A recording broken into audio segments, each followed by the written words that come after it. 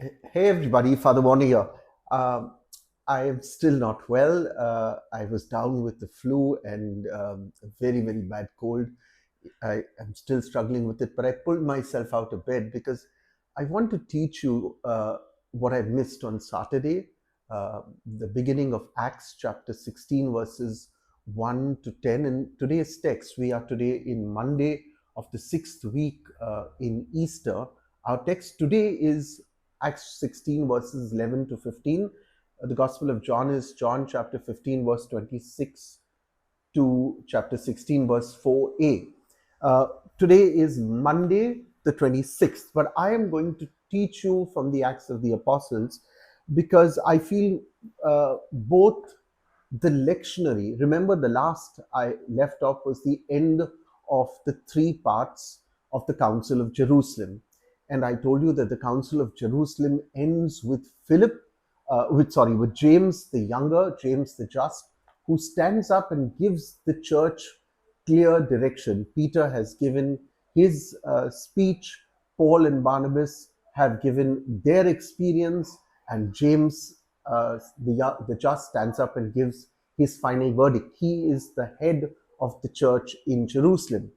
And then we are told that they send with them Silas and Barsabbas with Paul and Barnabas and a letter, the first encyclical, and they are sent off back to Antioch in Syria. This is where they were first called Christians.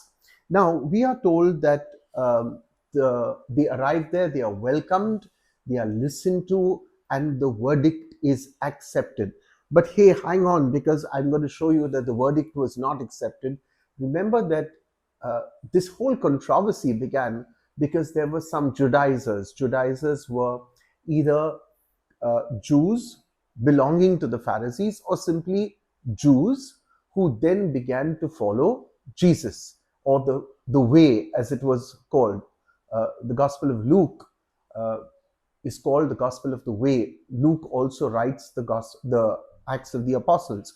So the early Christians were called the disciples of the way until in Antioch of Syria, they were contemptuously called Christians. It was not a badge of honor initially, it was a way of putting you down.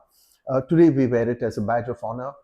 We think we are the bearers of Christ when we don't live the word of Christ. Yeah, you can't just bear a name without living what it entails.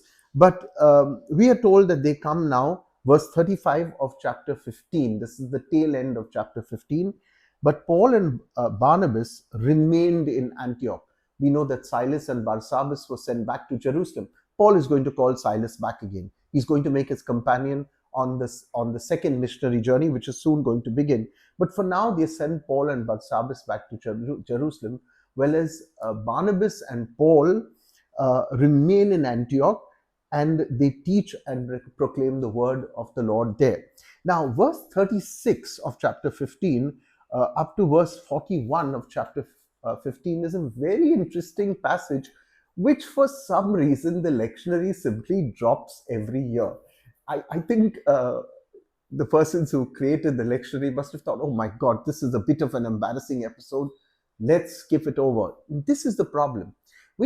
I really don't know what is the reason why it's not in the text. I'm presuming, but I think very often when we, just gloss over the ugly parts of our lives, of our ministry, of the church, we make a horrible mistake. The child sex abuse. Yes, we'd love to gloss over it, but we can't. We have to address the problem and even talk about our mistakes. And somehow verses 36 to 41 of chapter 15 have been glossed over. And I don't want to do that. I want to explain it to you. I'm going to teach you as much as I can, even if this has to be a two-part teaching.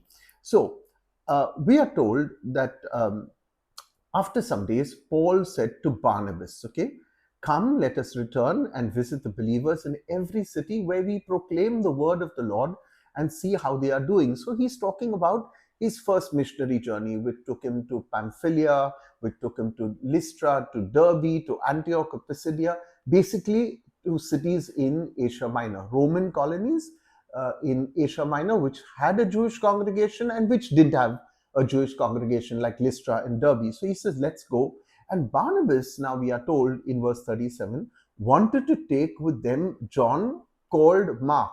Who is this John called Mark? We heard of him in the first missionary journey. He is the writer of the Gospel of Mark. We know from Colossians chapter 4 verse 10 that Barnabas and John Mark, the writer of the Gospel, were cousins. So Barnabas wants to take John Mark with them. Remember, when Peter was released from prison in the Acts of the Apostles, he goes to the home of the mother of John Mark. And as I told you, Mark is going to be affiliated more with Peter and Luke with Paul. What you're going to see, if you could really read through the scriptures, is a kind of a favoritism. Mark will always polish off Peter's mistakes, and Luke will kind of write off all of Paul's mistakes. It's so human, so loving, so natural. But hey, now Barnabas wanted to take with them John called Mark, but Paul, look at verse 38, decided not to take with them one who had deserted them in Pamphylia and not accompanied them in the work. Clearly, he is calling him a quitter. He's calling the writer of the gospel, you're a quitter, you're a deserter, you left us at Pamphylia.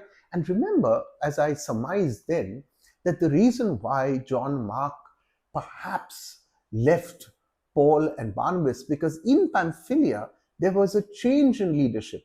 As I said, up to Pamphylia, it was always Barnabas first, the great missionary of Antioch, and then it was Paul. But then we are told in Pamphylia, it is now suddenly it becomes Paul first and Barnabas second, and this must have ruffled John Mark's feathers. He must have been unhappy with the change of leadership, with the popularity. Perhaps I'm suggesting these are very human traits.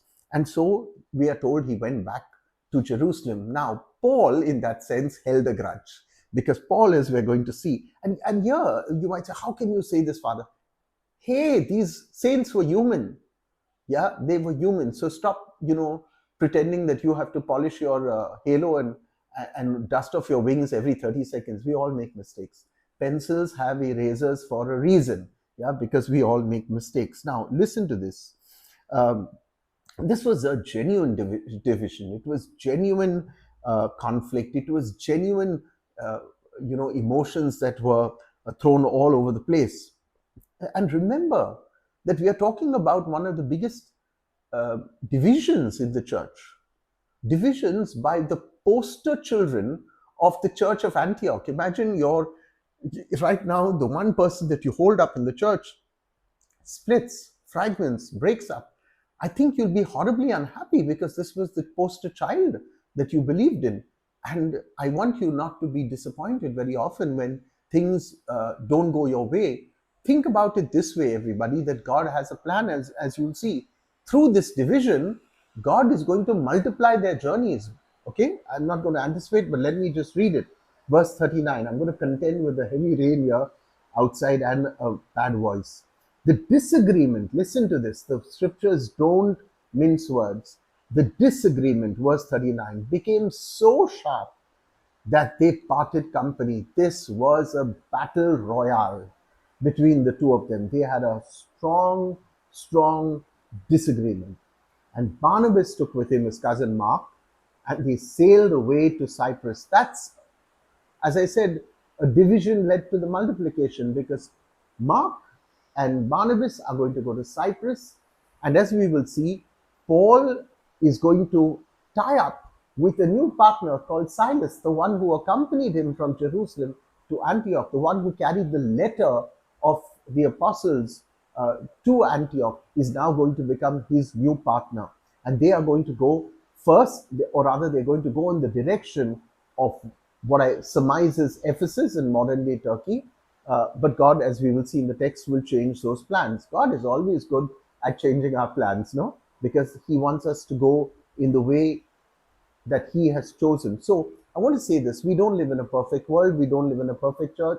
We don't live in a perfect family, and none of us are perfect. We make mistakes. And this is a wonderful text that talks about disagreements. This is the second disagreement in one chapter. Chapter 15 began with a great disagreement in the church over whether the Gentiles had to be circumcised. And now we have the second disagreement. That's what you call a double whammy. I mean, imagine your church being hit by two major scandals. And these were scandals because these were divisions among the people who believed in the great love of God, in the love of Christ.